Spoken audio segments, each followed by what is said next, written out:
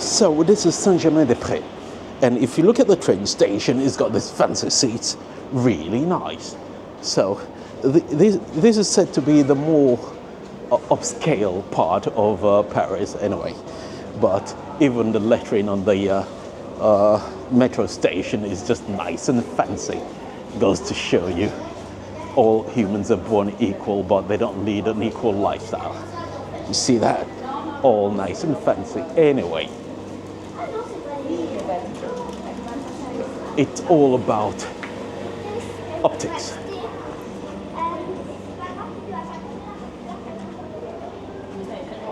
It's funny how everything is about class, and sometimes it isn't all about class all the way to the top. Even fancy people still need to exercise a bit.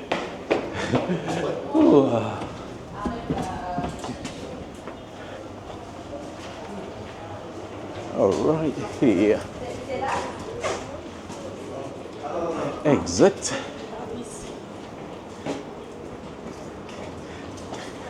All modern cities now have this fancy thing where they show you the location of the trains and what the time they're going to come.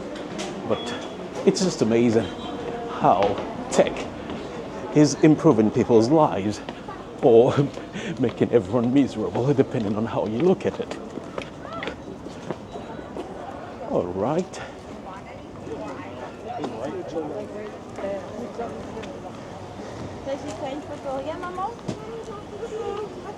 So this is walking around.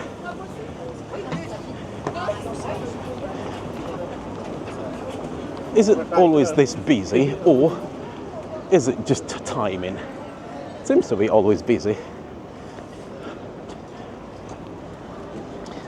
The funny thing is, when you're in Central America and you go to all the small towns, there is a church there. And then you come to a city like Paris where a lot of people are not really religious. But then you've got churches also everywhere. So this is this is just another church. It seems like a relic of the past. Let's go and see. Make a wish.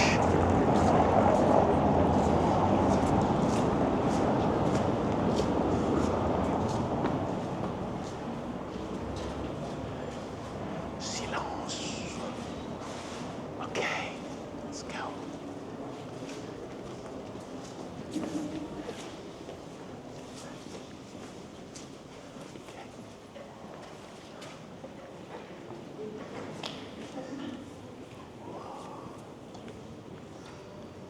That's absolutely impressive.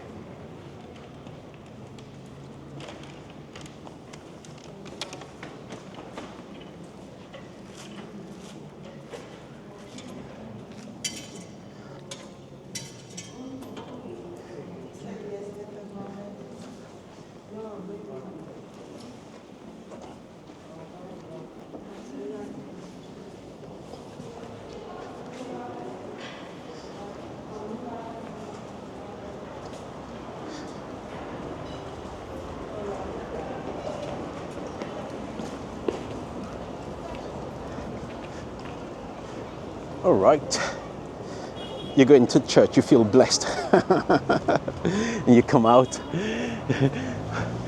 and then you go back to your old ways, unfortunately. Anyway, so Saint-Germain-des-Prés, what can you say?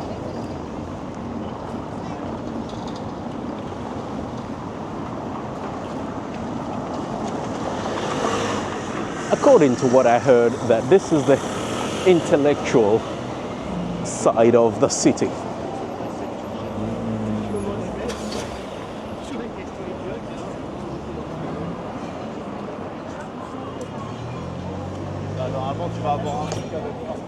A lot of people eating outside. Oh, this restaurant must be really fancy. Bonaparte Café. Okay. It's packed. People eating and and doing what they need to do to.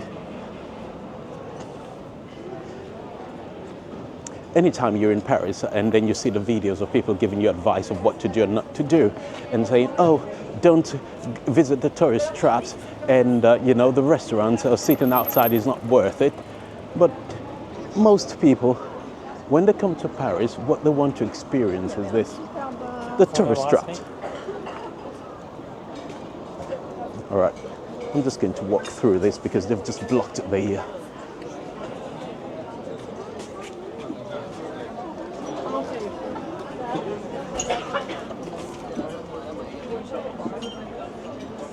they blocked the area and just made it pedestrian area. So I think it's part of the drive to make Paris a bit more pedestrian friendly, less vehicles. People will disagree, but that it's very efficient city. But you have Louis Vuitton there, so it just goes to show you you're in the really fancy part of Paris.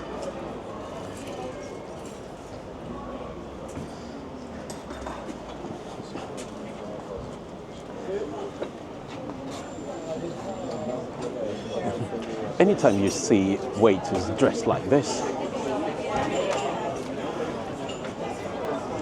it means you're going to pay for that. And look at that, people queuing just to go and eat there. Free table.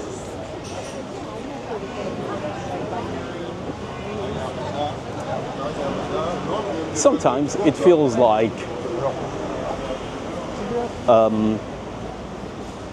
it's a tourist thing, but there is also the idea that a lot of people have this, that when you sit in a fancy restaurant, it's all about you.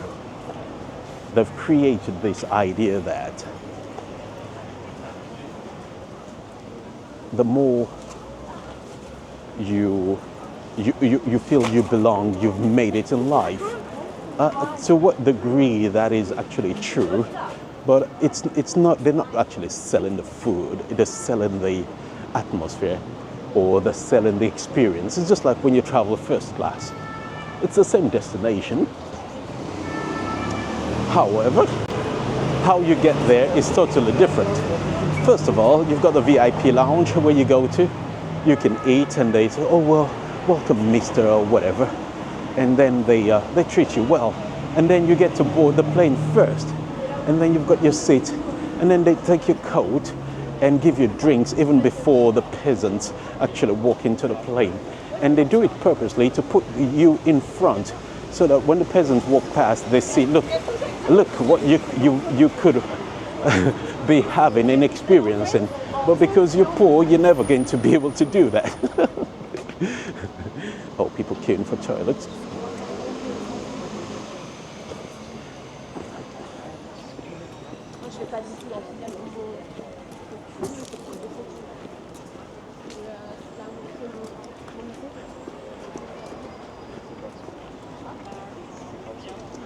Jardin des Fêtes. All right. So when you think about that, it goes to show you that the more affluent areas, yes, they pay more. It's more expensive, but they're paying for the better experience. And I think those people who actually disparage the type of experience, you only appreciate it once you've been in. It's just like going upwards. Ooh, that's a really fancy store.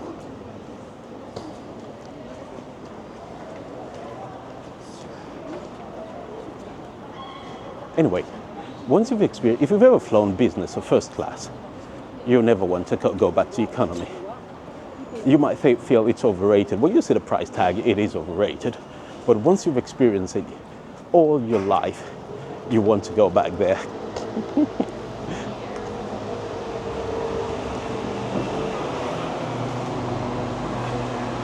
It's just a bit much better. So this place, I know the square is nice, but it feels expensive. The stores are expensive. Everything just looks nice and polished. Not better, just nice and polished. The kitchen and the streets. If you look at this street here, for example, it just looks clean. It just looks like.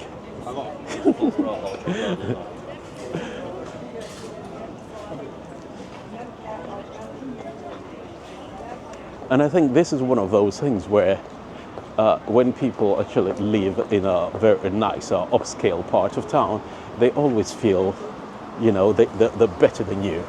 But those are the people who are basically, well, with all the money they have, they still feel sort of inferiority complex. So they need to basically brag about everything to feel a bit better about themselves. Which is a very odd thing to do, or a very odd way to behave. Even the art here just feels nice, polished. It even smells like money. Ooh, that's a fancy, look at that, look at that. See that? That is fancy. So you're not going to tell me that money doesn't buy happiness. Even the cars parked on the streets are really, oh, that's a Bentley. Oh, what's it called? Is it, what is it? Oh no, it's a Mercedes-Benz, but anyway, it looks nice.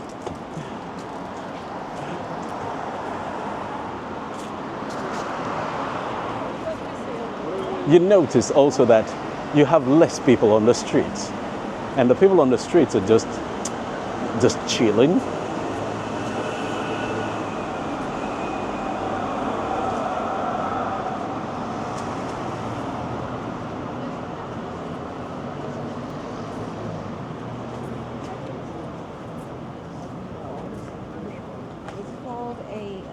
Give me a sec.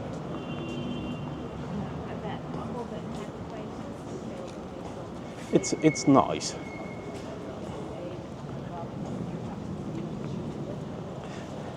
I think this sometimes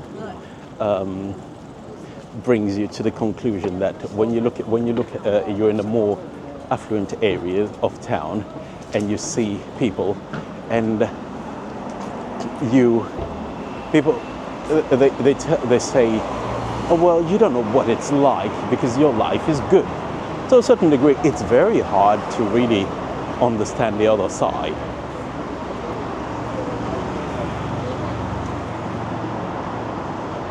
Almost feels like when Prince William or Harry, he says like, just call me Harry or something like that, you know, during the debacle of them leaving the UK and things like that, and you're thinking, well, you want to be, you can't have it both ways, put it that way, because most people, oh, look at that. And now you see, this is what I'm talking about, that I was going to show you something, but it's changed, so we'll wait. So this is a boat, and this one cost 50. They're selling really lush 25 million this one cost. Let's see another one. I was going to show you the house with the mansion. This is 22 million, and it's a luxury estate. Nice. All right, is it going to come? Let me see. I want to see. This one is 10 million, somewhere here in Paris, Vauban, Place Vauban. All right, so put it that way.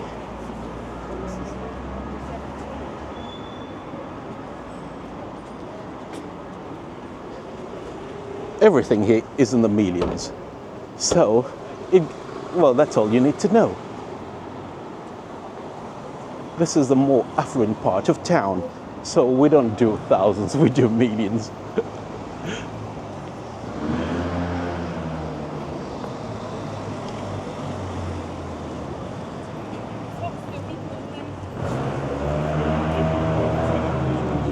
I'm surprised by the amount of people on the street.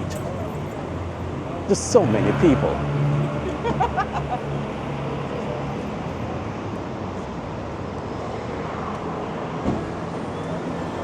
It's really,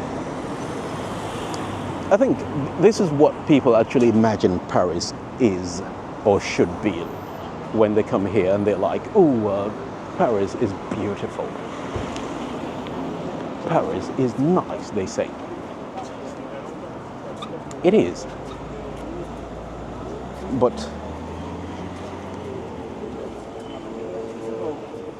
it also depends on the type of Paris you're looking for. The average French person would be unable to live in Saint-Germain because, well, it's just so expensive. It's exclusive. It's a nice area, but it doesn't mean you want to live here. Well, you want to, but you can't afford to. Let's put it straight. It's a better way of phrasing it.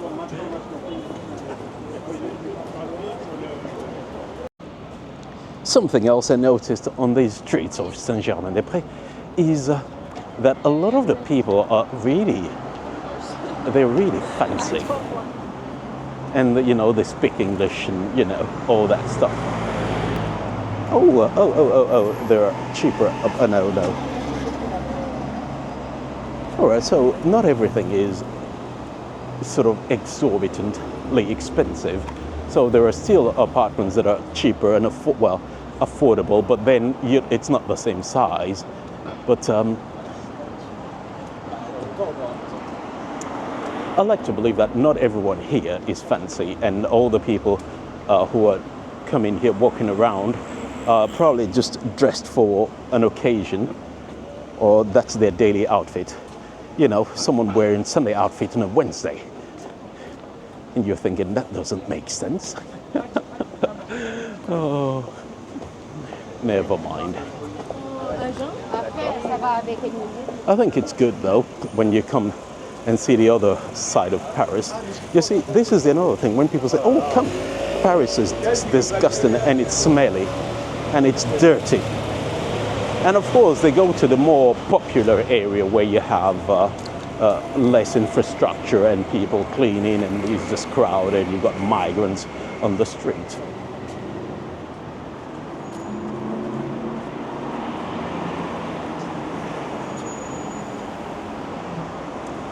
They never come to Saint-Germain here to show you how bad it is. Because it doesn't fit someone's narrative, that's why.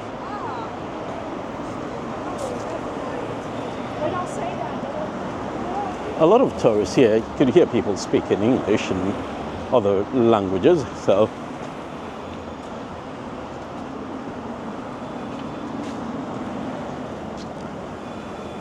it's rather jarring, to say the least, because when you're here and then you compare this place to places like Barbès or what's the other one, Gare du Nord, it just feels like a different Paris. Almost feels like when you go to South London and then you're in I don't know, Elephant and Castle, you know, you go to Brixton, you go to Peckham, Lewisham, and then you go to like Kensington and Chelsea, and you're like, oh,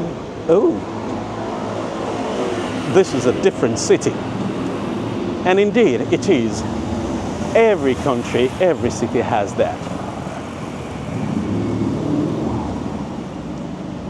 I think it's all about upward mobility. Everyone, when you look at all the major stars, like someone coming from La Cité, and then they get to make a bit of money, and they're like, yeah, I'm moving to Saint-Germain-des-Prés also. And apparently there are two Saint-Germain, I'm not quite sure, Saint-Germain-en-Laye and this one here. But anyway, anytime you hear Saint-Germain, it just means, you know, the more affluent area.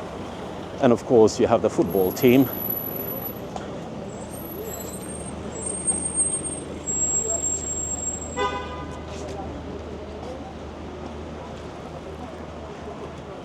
You also have less traffic here, so that's good, I suppose. Less people on the street, more fancy stores.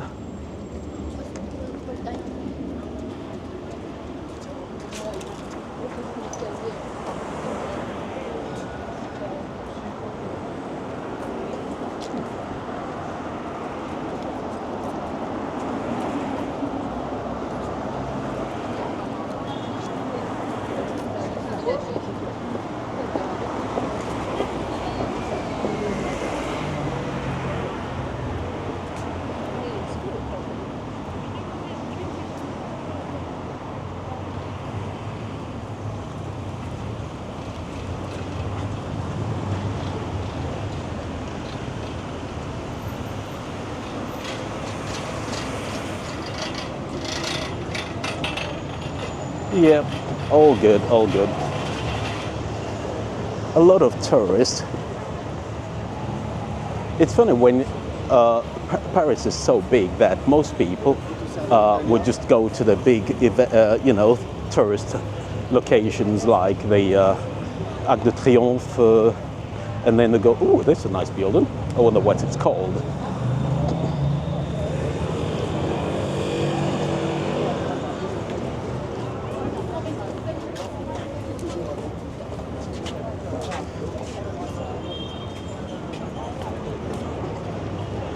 We're in Sèvres, Babylon.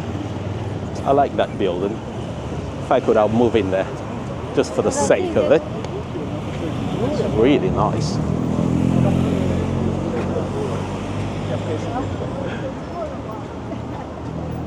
You can't even enjoy your balcony because someone is always staring at you from the bottom.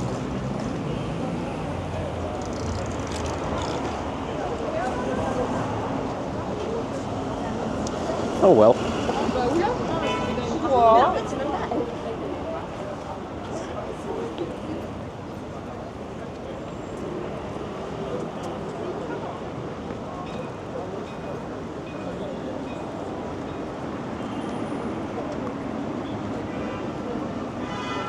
The amount of people here is absolutely insane.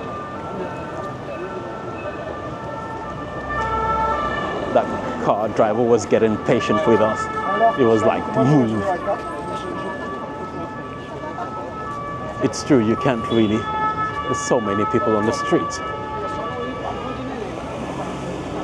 They even have a park of their own here. So, all good.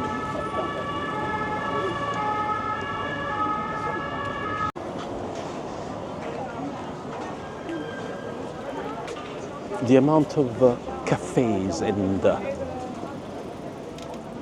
brasseries.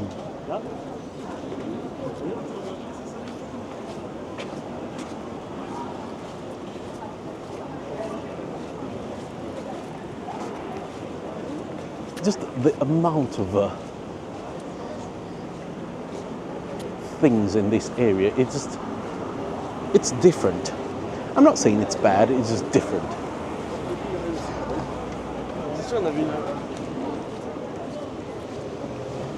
All right, you still have lingerie as well.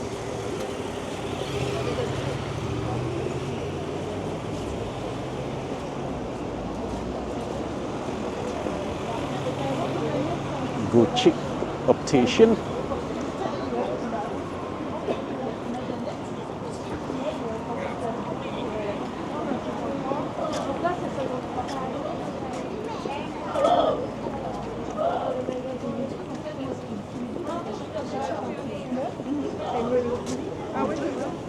Something else you notice here is that a lot of people, but not everyone, is foreign. You have other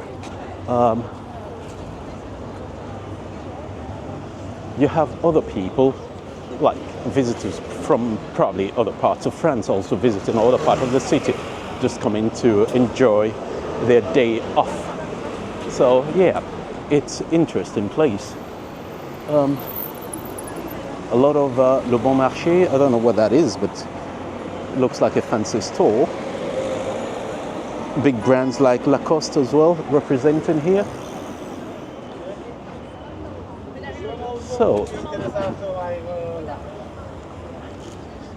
this place just feels like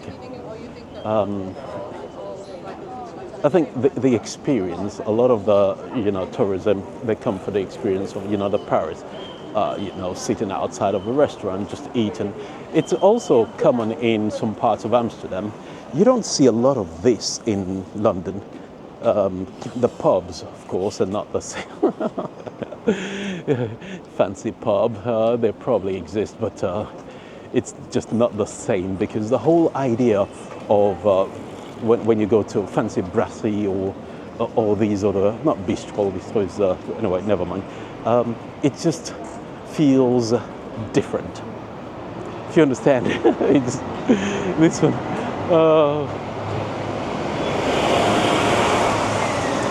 Fascinating, to say the least.